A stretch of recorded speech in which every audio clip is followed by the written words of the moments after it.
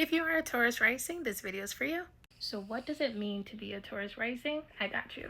It basically means that your first house in astrology is ruled by the sign of Taurus, meaning your chart is ruled by Venus. So let's talk about it. Your first house in astrology is the house of identity, is how people perceive you, is how you show up, how you view life, how you see the world. So Taurus is a sign that it's an earth sign, is known for being practical, steady, stable, slow moving, right? Venus is a planet that's all about beauty and softness and luxury and finances and abundance. So naturally, your sense of identity, when you put that together, you are somebody that's really beautiful, really grounded, really steady, slow moving, a little stubborn and set in your ways, but you are somebody that literally sees beauty in your life and in the way you carry yourself.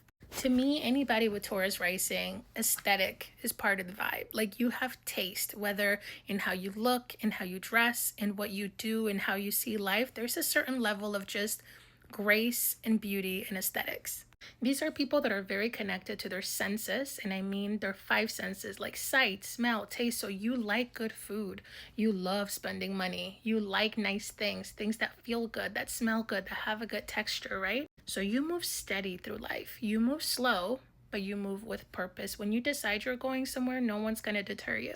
Now, you might struggle to make decisions or overthink or just like sit in idle for a long time, but once your mind is made up, there is no deterring the bull. You are somebody that provides reliability. You provide grounding. You provide safety. You are somebody people can rely on. Biggest thing is your presence is comforting. How you carry yourself just brings ease and peace to everybody. Now, walking through all 12 houses, your second house is ruled by Gemini. What that means is that your money comes through your ability to speak, like through your connections. It comes through your ideas. You are somebody who's naturally going to be doing multiple things. You might have multiple streams of income or do completely different things in your business and in your life, where it's like, how do they manage it all? You are designed to do all the things and have all the fun when it comes to making money. Think of like being a teacher and teaching, for example, human design and astrology and I don't know, something else, insert there. So Gemini is all about being creative and playful and just like bouncing from thing to thing. So when it comes to your money and your sense of value, that is how you're wired. You're meant to dip your toe in a lot of things, bring money different ways. You're not really practical or basic when it comes to that. Now, your third house is ruled by Cancer. So the way that you communicate is very intentional. There's a lot of care behind what you say. You have a very nurturing sense of communication, and the way that you think, you're very empathetic. You genuinely care about everybody else. You might find that when you write or speak from the heart, it really connects with people. You might have a really beautiful and intentional relationship with your neighbors or your siblings. You just feel deeply in this way. Now, your fourth house is ruled by Leo, which means your home is your stage. This is where you get to play, express yourself, be in your joy. Home is a place where you get to feel warm, you get to feel pride, you get to feel happy and safe, to be as loud and take up as much space as you want. You are the kind of person that your home is your sanctuary and you're the king or queen. Now, when it comes to your creativity, your sensuality, this is more where like it's in the details. Like play is in the details. You prefer practical when it comes to your sensuality. You prefer structure when it comes to your creativity. You prefer like a simple, clean romance, like perfectly curated. Your creativity is a refined craft. It's not, oh my God, I got lost in the mess and art came through. No, you have a process by which you create. You have a way that you structure your creativity, and that works for you. Now, your routines and your day-to-day, the word is balance. You are looking for flow and for things to kind of balance out. So it's not too rigid, it's not too fixed. It's all about harmony. And honestly, for you, being in a relationship, having a partner actually really helps with your health. It really allows you to feel more grounded and stable. Now, in dating, honey, this is where Scorpio lives for you. So you attract intense, passionate partners. You actually want somebody who's like devoted and loyal, but like intense. So Scorpio people tend to, like, the word is passion. They're just passionate in everything that they do. Nothing is half-assed. They go full force. So it's like you bond deeply. The intimacy is intense. You heal and transform together. These people push you out of your comfort zone. They're able to pierce through that outer, Taurus is an earth sign, is very hard and slow moving. Scorpio is able to pierce through and break through the outer shell and get to the core, right? So you attract people who bring you out of your shell and who confront you with the stuff you don't want to see. But in order for a partnership to work for you, there has to be real trust.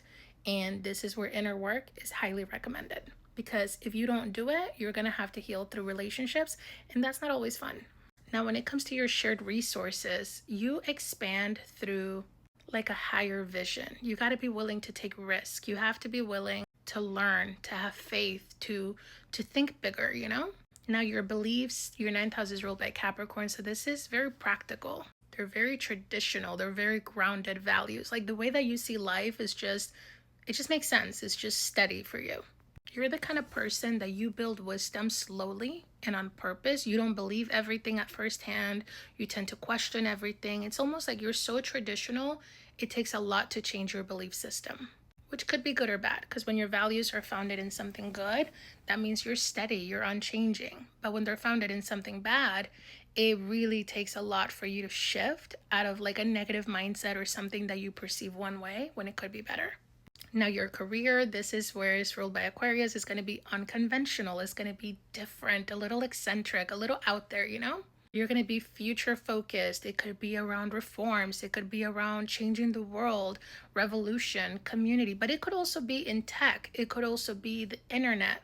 Think innovation, community impact, changing the world. Your career has purpose. You don't just have a job, you have a purpose. Now, when it comes to the people that you attract, your network, your hopes and dreams, it's greater than you. You're looking for people who are like deeply compassionate, deeply empathetic. You really care about the world. So you tend to attract the creatives, the hippies, the people who see life as like greater than just one, And even in your career, this kind of marries in there where like it's always bigger than just you. Now, when it comes to recharging in your inner world, your 12th house is ruled by Aries. So this is where you kind of have to be a leader and isolate from everyone and the mind that you have to help the world and always come home to yourself. So it's okay to take a solo trip, a little solo mission to recharge, to rest. Physical activity will be really valuable for you as well to clear your mind. So again, how do I know all of this about you? My love, this is where astrology is so cool. I'm actually hosting beginner classes. If you've ever wanted to know, where am I getting this information? How do I know? So last week I kicked off a series and I did the first 12 signs. So that was part 1, going through Aries through Pisces. What do they mean? Now this Saturday, October 11th at 10 a.m. via Zoom, I'm going to be doing the second part where we're going to go over all 12 houses. So basically what I just told you, I'm going to teach you how to read it for yourself. You don't want to be needing an astrologer your whole life when you can just learn how to do this. So it's $25, 2 hours this Saturday at 10 a.m. So if you're interested in that Zoom link, let me know in the comments. If this resonated, let me know in the comments. If you want me to go deeper, let me know. I love you and I hope this helped.